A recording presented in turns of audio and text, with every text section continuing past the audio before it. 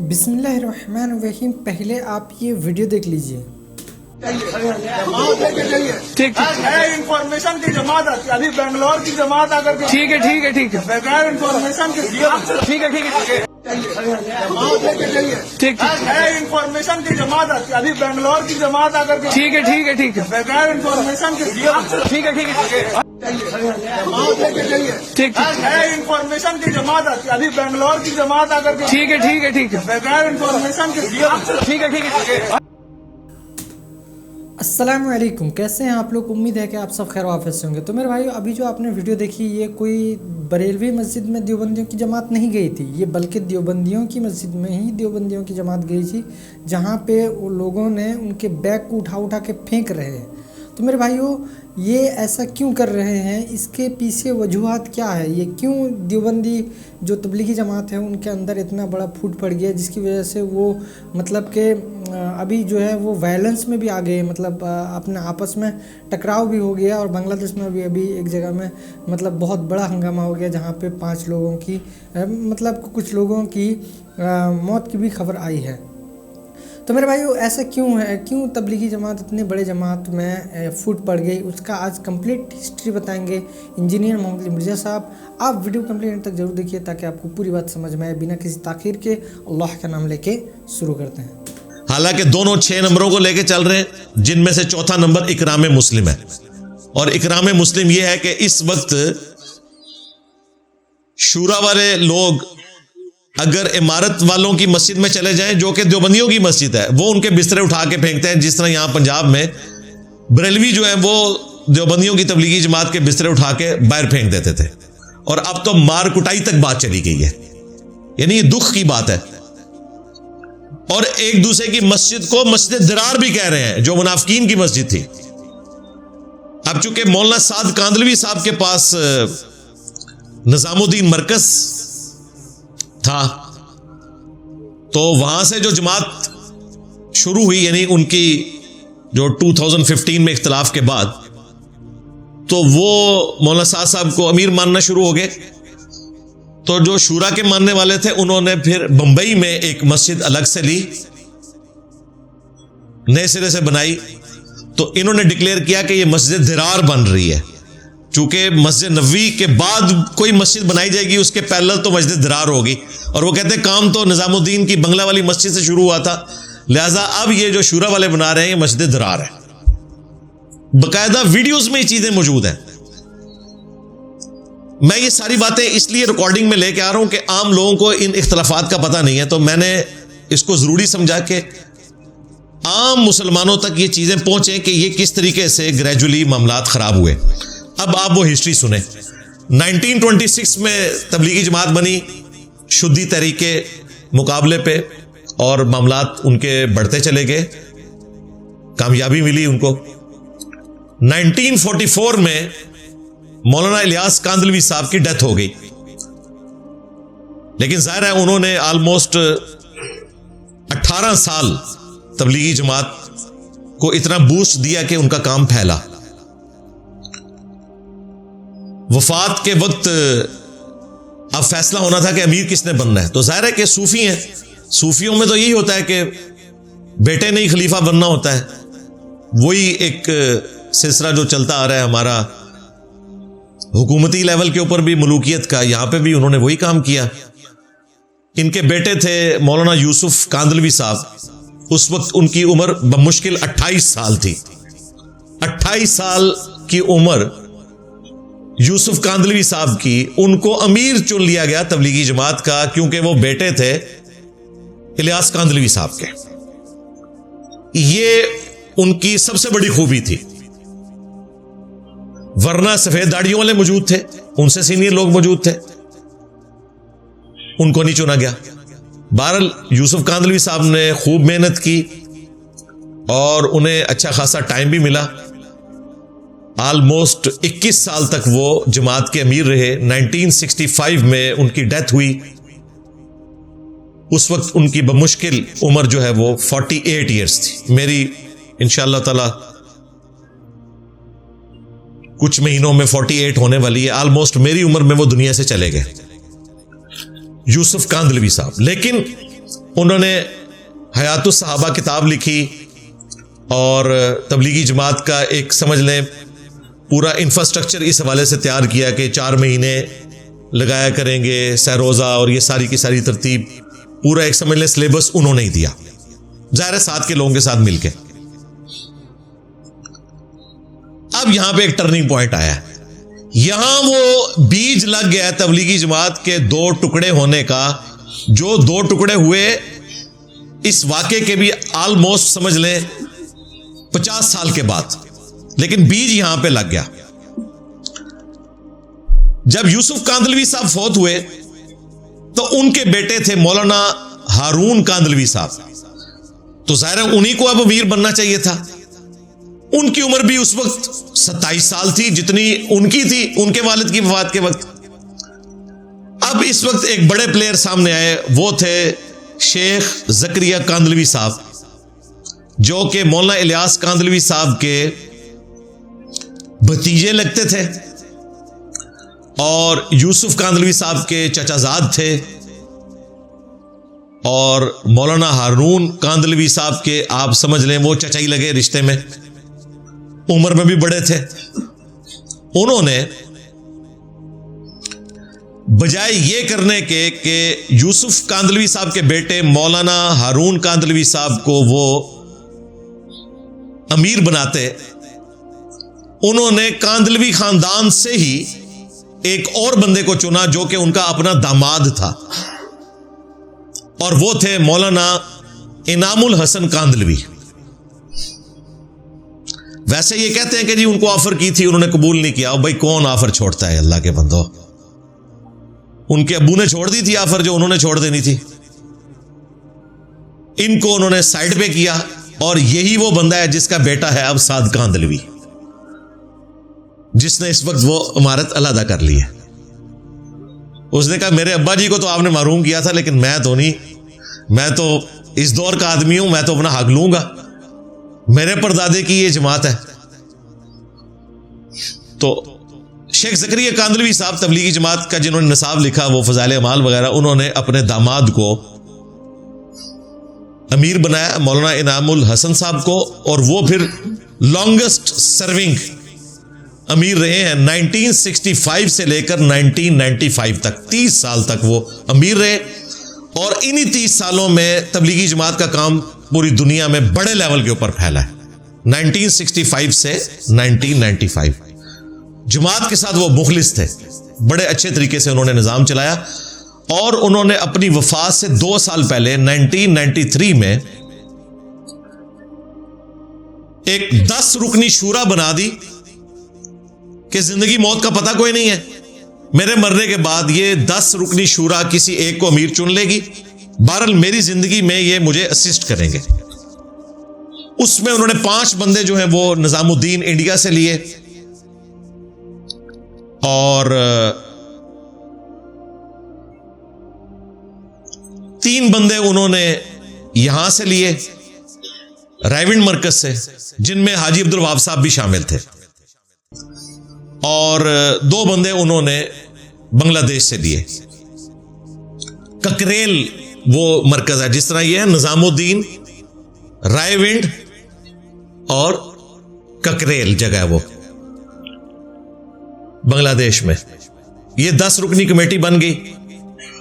1995 में मौलाना इनामुल हसन साहब की हो गई डेथ। उन्होंने वसीयत की थी कि मेरे मरने के बाद ये 10 रुकनी शूरा एक अमीर चुनेगी, बाकी शूरा उनको असिस्ट करेगी। 1995 तक तबलीगी जमात के इज्तिमात में बाकायदा पीरी मुरीदी का सिलसिला भी होता था, बैत लेते थे बाकायदा, चूंकि अमीर था तो लाखों लोगों से बैत तो नहीं ली जा सकती, 15-16 लाख बंदा तो जमा होता था। तो फिर बाकायदा वो स्टेज से रस्सियां नीचे फेंकी जाती थी, एक तरफ मौलाना इनामुल हसन साहब वो रस्सी पकड़ लेते थे और दूसरी तरफ ये तबलीगी जमात वाले, हालांकि इसकी कोई जरूरत ही नहीं थी, जुबानी बोलने से भी बैत हो जाती है, पर वो रस्सियां पकड़ते थे। 1995 तक ये सिलसिला जारी रहा। उसके बाद ये शूरा अपना अमीर नहीं चुन सकी, किसी एक पर ये मुत्तफिक नहीं हुए, तो इन्होंने तय किया कि अब शूरा का निज़ाम ही चलेगा। 1995 से लेकर 2015 तक, यानी 20 साल तक तबलीगी जमात का पूरा सिस्टम शूरा के ऊपर चल रहा था। इसी दौरान एक एक करके शूरा के लोग फौत होना शुरू हो गए, लेकिन इन्होंने वो 10 रुकनी शूरा अपनी पूरी नहीं की कि चलो एक फौत हुआ है तो एक बंदा ऐड करके वो पूरा कर लें हम मामला। जिस तरह के आपको पता है यहां पे कोई MNA MPA फौत होता है तो वहां पे दोबारा इलेक्शन होते हैं और एक बंदा और आ जाता है। इन्होंने ये काम नहीं किया और ये इनकी बहुत बड़ी गलती थी। उसका एंड रिजल्ट ये निकला कि मार्च 2014 में मौलाना जुबैरुल हसन साहब फौत हुए और अब पीछे 2 बंदे रह गए। 8 उस शूरा में से फौत हो गए, 2 बंदे बच गए। हाजी अब्दुल वहाब साहब पाकिस्तान से, इनकी उम्र ही बहुत ज्यादा थी माशाअल्लाह ताला। ये इलियास कांदलवी साहब जिन्होंने तबलीगी जमात बनाई थी ना 1926 में, उनके साथ भी रहे हैं। 6 महीने इन्होंने गुजारे थे 1944 में, पार्टीशन से पहले वहां जाकर निजामुद्दीन में। तो ये शुरू के साथियों में से थे। दूसरे मौलाना साद कांदलवी साहब, जिन्हें जब शूरा का मेंबर बनाया गया उस वक्त उनकी उम्र 20 साल थी, अब तो खैर वो भी सीनियर हो चुके थे। अब ये 2 बंदे बच गए। हाजी अब्दुल वहाब साहब को अब अंदाजा हुआ कि अब तो 2 ही बंदे रह गए हैं, तो बेहतर यह है कि दोबारा से वो 10 रुकनी शूरा पूरी कर ली जाए, नए बंदे डाले जाएं। नवंबर 2015 में जब तबलीगी जमात का इज्तिमा हुआ रायविंड में, तो मौलाना साद साहब भी वहां आए हुए थे। तो हाजी अब्दुल वहाब साहब अब जाहिर सबसे बड़े थे, सीनियर थे। उस्ताद कांदलवी साहब तो उनके पोतों की जगह ही थे उम्र के एतबार से देखा जाए तो सब ने कहा कि हाजी साहब ये शूरा में बंदे शामिल कर लें। फिर हाजी साहब ने क्या किया कि 4 बंदे रायविंड से लिए, अपने को छोड़ के 4 बंदे मजीद, 4 बंदे निजामुद्दीन से लिए, 8 हो गए, और 3 ले लिए बांग्लादेश से, और ये 11 बंदे फाइनल किए। और 2 ये ऑलरेडी जो सीनियर थे, साद कांदलवी और हाजी अब्दुल वहाब साहब। टोटल कितने हुए? 13।